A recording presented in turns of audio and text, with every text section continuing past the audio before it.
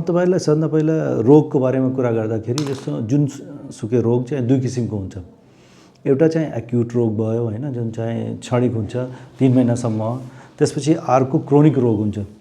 Chronic भन्दाखेरि लामो समयसम्म रहिराख्ने निको नहुने रोगहरू। त्यस्तै निको नहुने रोगहरूमध्ये डायबिटिज भयो, ब्लड प्रेसर भयो, थाइरोइड भयो, बातको रोग भयो, यस्तो किसिमको रोगहरू निको नहुने रोगहरू हो। यिनी रोगहरूमध्ये एउटा चाहिँ रोग मधुमेह हो। मधुमेहमा एक्चुअली के हुन्छ भने शरीरमा रगतको मात्रा बढी हुन्छ, मतलब सुगरको मात्रा बढी हुन्छ, चिनीको मात्रा, अनि इन्सुलिनको मात्रा कम हुन्छ अथवा इन्सुलिनले राम्रोसित काम गर्न सक्दैन।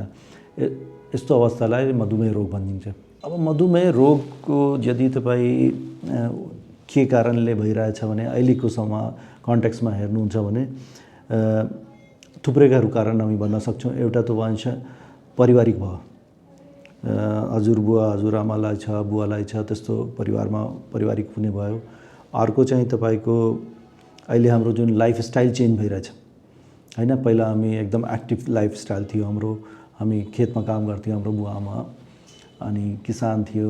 अहिलेको आएर तपाईँ गाडी घोडादेखि लिएर अफिस वर्कदेखि लिएर हाम्रो लाइफस्टाइलमा चेन्जेस भयो, सेडेन्ट्री लाइफस्टाइल भयो। त्यसपछि तपाईको स्ट्रेस, टेन्सन, पहिला लाइफमा चिन्ता तनाव थिएन। मान्छेहरू अहिले सानो सानो कुरादेखि लिएर बच्चाहरूदेखि ठुलो मान्छे सबै तनावमै छन्। त्यो तनाव पनि एउटा प्रमुख कारण भयो। त्यसपछि त्यो बाहेक ब्लड प्रेसरले गर्दा पनि बढ्छ, मोटोपन बढ्दो गइरहेछ, मोटोपनले गर्दा पनि डायबिटिज बढिरहेछ। त्यसपछि तपाईको थाइरोइड भयो, यस्तो किसिमको समस्याले गर्दा डायबिटिज बढ्दै गइरहेछ। अनि यो बाहेक अरू कारणहरू पनि हुन्छ हैन, जस्तो मेडिसिनले गर्दा पनि डायबिटिज हुने हो। त यो सब कारणहरू हो डायबिटिजको हैन। कस्तो छ भन्दाखेरि कुनै पनि रोगको कुरा गर्दाखेरि तपाईँ मधुमेह त मात्रै हैन, तपाईँ किडनीको रोगको कुरा गर्नुहोस्, नसाको रोगको कुरा गर्नुहोस् हैन। जुनसुकै रोगमा पहिलो सुरुवातमा केही पनि लक्षण हुँदैन। थाइरोइडको कुरा गर्दाखेरि पनि त्यही अवस्था छ। डायबिटिजमा पनि सुरुवाती डायबिटिजमा कुनै पनि लक्षण हुँदैन। हामीहरू बिरामी जुन मान्छे फर्स्ट टाइम आउँछ हस्पिटलहरूमा धेरै जस्तो कुनै न कुनै जटिलता लिएर आउँछन्। आँखा बिग्रियो, अनि डायबिटिज आँखाको डाक्टरमा पुग्यो, पछि आएर हाम्रोमा रिभर्स आउने भयो।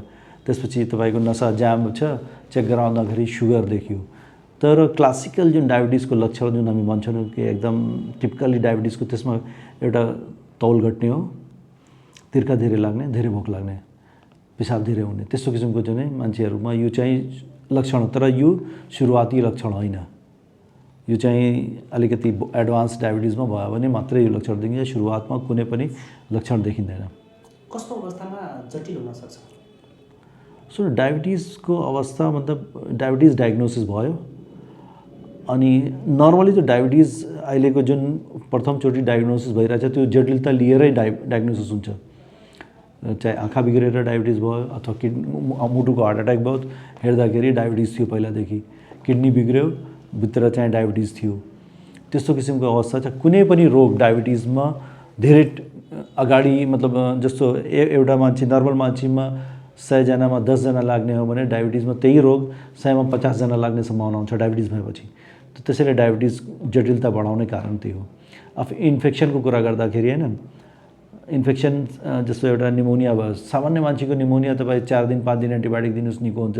त्यही डायबिटिज भएको निमोनियालाई महिनौ लाग्छ उपचार गर्न, अथवा आइसियुसम्म पुग्ने अवस्था हुन्छ हैन। पिसाबमा लिङ्गहरूको इन्फेक्सन जुन हुन्छ नि, सानोतिनो इन्फेक्सन नर्मल हुन्छ। नर्मल मान्छेमा त डायबिटिजमा त्यो इन्फेक्सन ठिक गर्न निकै टाइम लाग्छ।